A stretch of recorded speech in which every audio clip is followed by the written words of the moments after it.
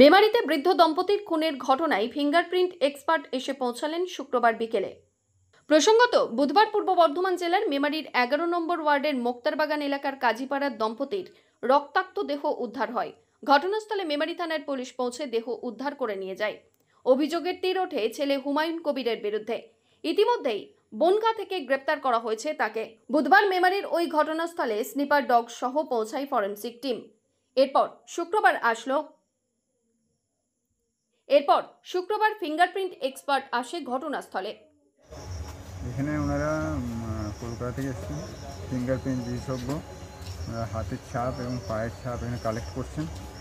Collect করে নিয়ে গিয়ে ওনারা দেখবেন যে ওর সাথে কে কে আছে বা কে কে জড়িত এই কাণ্ডটার জন্য, এটার জন্য ওনারা এসেছেন। কি মনে হচ্ছে? মানে এটা তো এখনও কিছু বোঝা যাচ্ছে না, যতক্ষণ না এটা এখনও তদন্ত সাপেক্ষ। কি চাইছেন?